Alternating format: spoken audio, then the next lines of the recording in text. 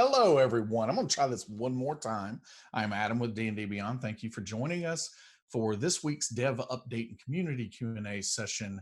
And I was saying something about the internet doing a wonderful job, and I think that it is. I mean, the truth is, again, it is being used more than ever, and it's really hanging in there. So way to go, internet. I'm really proud of you.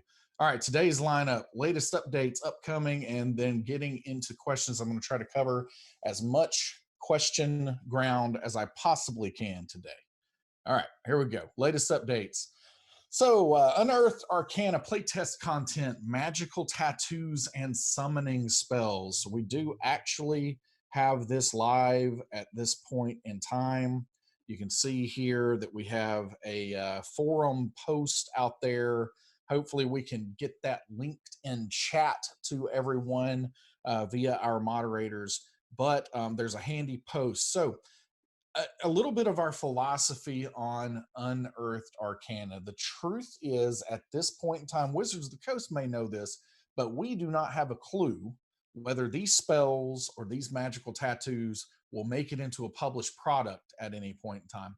And so, with playtest content, we are always trying to strike the balance between providing the options for players to use and to playtest and making sure that we are not spending too much of our very precious development bandwidth on creating some type of system or putting some kind of feature in for this playtest content that might or might not see publishing at some point. So ultimately, again, because we genuinely just don't know what's going to happen with these spells or with these magical tattoos. I personally hope that everything's good and they move forward into published products, because I think they add some very interesting new things to the game. But we are trying to find that balance continually. And so we're trying to do that with these spells and magical tattoos. So you can read in the forum post here, we do have the spells, and the spells are going to be entered in. You can use these on your characters. Let me open this in a new tab here. Um, Ultimately, though, the stat block that is being used for these summoned creatures operates differently than any of the other spells. It ties off of your modifiers, spell casting, or the shadows modifiers, spell casting ability modifier, and so on. And so all of that scaling is not something that we are building out at this point in time while this is playtest content.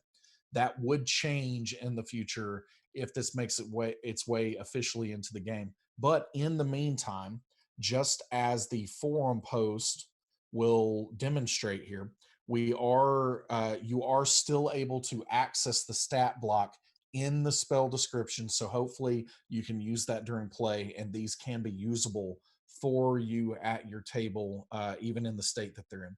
Magical tattoos are certainly a different kind of item or element to the game.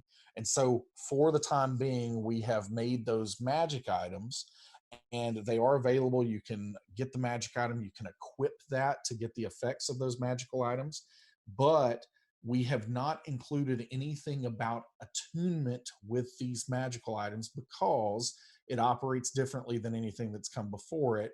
And that's something that we would need to build out to attune to the first one, and then the others you don't have to attune to.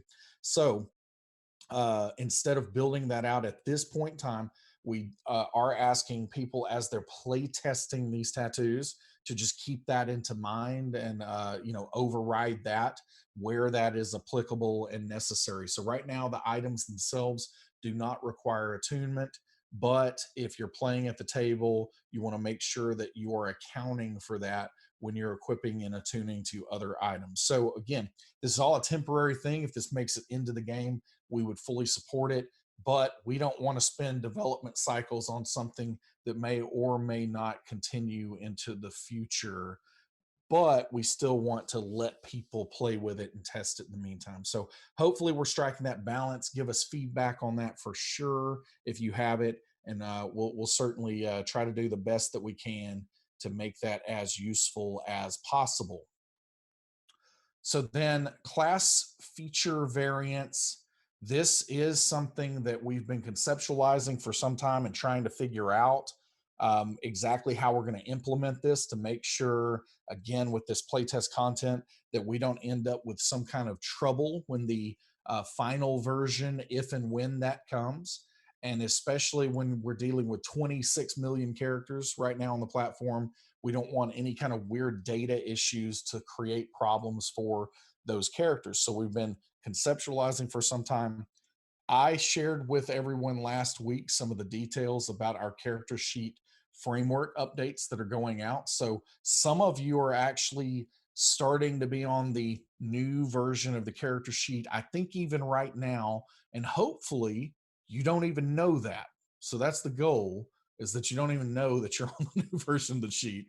But we know that you are, and we see the huge gains from our infrastructure perspective because, as I mentioned earlier, 26 million characters is a lot of characters, and we've got to make sure that people can access those characters and that we have a very stable platform. And so all of this work is rolling out. And again, some of you are on this new sheet probably without even knowing it at this point. And very importantly, this framework initiative that's going on is a predecessor to a good bit of other exciting things that are en route. And the player mobile based mobile app with a character sheet in it, as well as digital dice alphas, are coming very, very soon. And then we also are going to be supplying the ability to log in via Apple authentication to the website. And this is definitely a requirement by Apple for the new app to be able to use going forward. So we are putting Apple authentication in place because of that. Let's see. Oh yeah, I was going to show. We do have. So you might start seeing some things here in your collections. Ooh, my dice coming soon. What could it mean? What could it mean? So yeah, digital dice are on their way. We're starting to get everything prepped and ready to go here, but ultimately really, really looking forward to what's going to happen with digital dice. This has been one that I think I've told everyone that I was very I guess skeptical is the best word. I wasn't really cynical about it, I don't think, but I was very skeptical that this could be something that I would enjoy, because I really like having the physical die in my hand that I can roll. I have them just laying around everywhere in the house. And so I like that part. But being able to roll the dice digitally has been strangely satisfying for me. And so we've got Mr. Brew of Steel Marrow here, and we've got some new versions of the dice going on now. And it might be hard to see in the video here. Internet's doing the best it can. But this die here, the 3D model, looks very, very, clean and good. I've got sounds going on right now that are probably not, but it will make a sound if you have those options enabled in this as well. Rolling initiative, all of this can happen here. If I'm rolling I'm going to attack with Arsenal Briv's weapon here. That was not very good, but let's say that maybe I hit with a 12, and then I'm going to roll my damage. And so here is my great sword damage. So all of that is rolling. If you want to customize rolls, we now have this fab down here, floating action button, and you can roll whatever you need to. So if I've got the D6s here and I want to just roll a whole bunch of those, then I can 18d6 really, really quick. And so again, the 3D models that we're using here, really, really slick. And not to provide too many spoilers or insider info here, but as you can imagine, if we have in our collections menu a page that is called My Dice, that might mean that you might be able to collect dice and customize those dice. So more info on that in the short-term future as well. So all of those things, waiting for the shoe to fall, getting some of this great infrastructure work done where all of this is going to flourish when it gets out into the wild. Upcoming. So Digital Dice post alpha. So that was a little bit of the tease there. So during alpha, we're going to be just collecting feedback and information on the rolling itself and all the mechanics of that.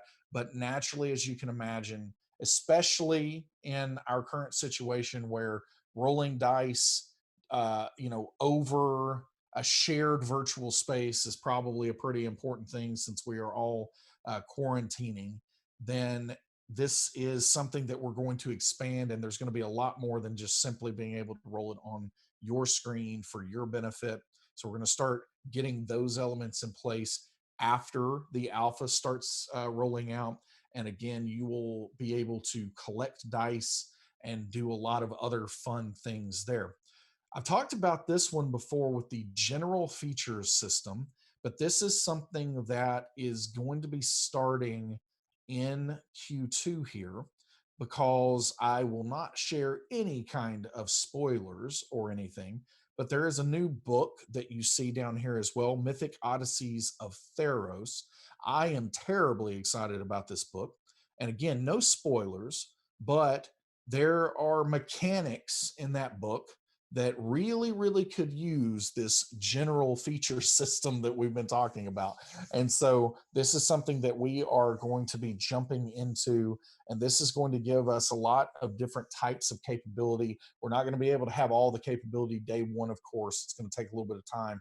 But once this system's in place, this is where we would want to be able to target things like epic boons, blessings, other elements that might be in upcoming books, and a lot of other types of things like that. We eventually even want it to be able to be something that you can put in place ad hoc, elements onto your character that you could then attach modifiers to. So lots and lots to come with this system, and we'll come up with some better name for it internally than general features. General features. But yes, that is going to start in Q2 because we're going to need some of that work for upcoming Mythic Odysseys of Theros coming on June the 2nd. I've talked about inventory enhancements. That's something we would love to target for later in this year. And then our COVID-19 update, everything at this point in time is still business as usual. It's been the same update I've given the last couple of weeks. But I think that our teams actually are settling into a really good groove at this point in time and learning to work from home and being able to connect with one another. And again, our modern technology and everything that's going on in our world is it's such a boon, to use that language again, that we can connect so easily, and that so much of our work can be done virtually with really little to no impact. So we are continuing business as usual, and we are seeing lots and lots of people coming to D&D Beyond to play games during this self-isolation and social distancing time. So obviously want everybody, wish that everybody can stay safe out there and stay as healthy as everyone possibly can. But we are continuing, and there really are no interruptions from our perspective going on with D&D Beyond.